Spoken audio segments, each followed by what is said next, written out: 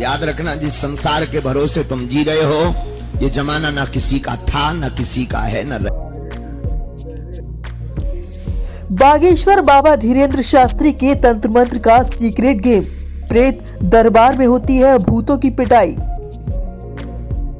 बाबा धीरेन्द्र शास्त्री के चर्चे आज पूरे देश में ही नहीं बल्कि दुनिया के कई हिस्सों में भी हैं।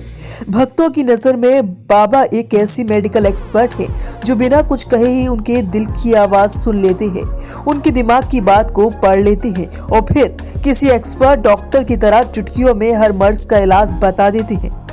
बाबा ना तो किसी आयुर्वेदाचार्य की तरह नब्ज देखकर हाल बताते हैं, ना ही किसी MBBS डॉक्टर की तरह उनके पास आला होता है। वो तो महज चेहरा देखकर मर्ज बता देते हैं। बागेश्वर धाम वाले बाबा कहते हैं उनके पास हनुमान जी की अलौकिक शक्तियां हैं और उन शक्तियों ने ही बाबा को त्रिकालदर्शी बना दिया है।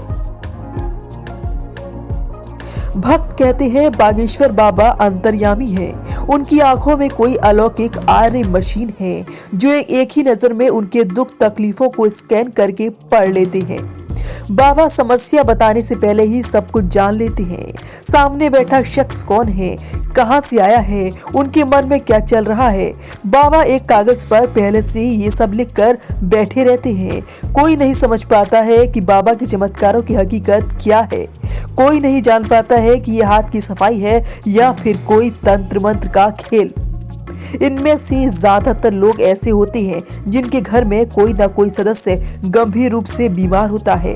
वो लोग उसी बीमारी के इलाज की उम्मीद में बाबा के दरबार में हाजिरी लगाते हैं। कायदे से तो इन सभी लोगों को किसी अस्पताल में जाकर क्वालिफाइड और एक्सपर्ट डॉक्टर से मिलना चाहिए, लेकिन लोग बाबा को बताते हैं कि डॉक्टरों से नाउम्मीद होने के बाद ही वो उनकी शरण में आए हैं। वैसे तो ये तमाशा आस्था के नाम पर अंधविश्वास और पाखंड का खेल है, लेकिन बाबा के भक्त इसे चमत्कार का नाम देते हैं। भक्तों की माने तो बाबा की सारी चमत्कारिक शक्तियां बाबा की एक छोटी सी गदा यानी मुगदर में होती है। बाबा का दरबार चाहे जहां भी लगा हो, वो हमेशा अपने साथ एक छोटी सी गदा लेकर चलते हैं।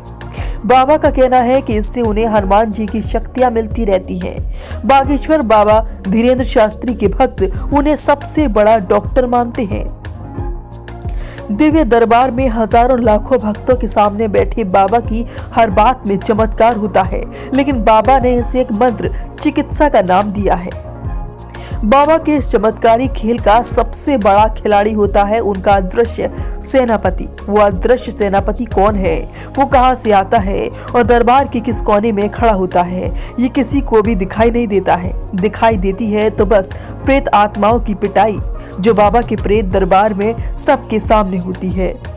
पंडित धीरेन्द्र शास्त्री दावा करते हैं कि वो प्रेत बाधा छुड़वाते हैं। प्रेत दरबार शुरू करने से पहले हर बार बाबा अपने सेनापति को सेना और चिमटों के साथ आने को कहते हैं।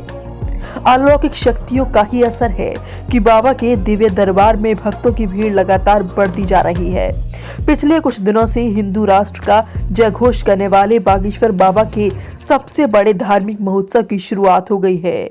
बागेश्वर धाम में हफ्ते भर तक चलने वाले इस महोत्सव की शुरुआत महायज्ञ के साथ हुई, जिसमें एक बार फिर हिंदू राष्ट्र का संकल्प लिया गया। बाबा का आयोजन खास है, जो जाहिर है मेहमान भी खास ही पहुंचे होंगे। महायज्ञ के पहले दिन मध्य प्रदेश कांग्रेस के मुखिया और पूर्व CM कमलनाथ समेत कई VIP मेहमान नजर आए।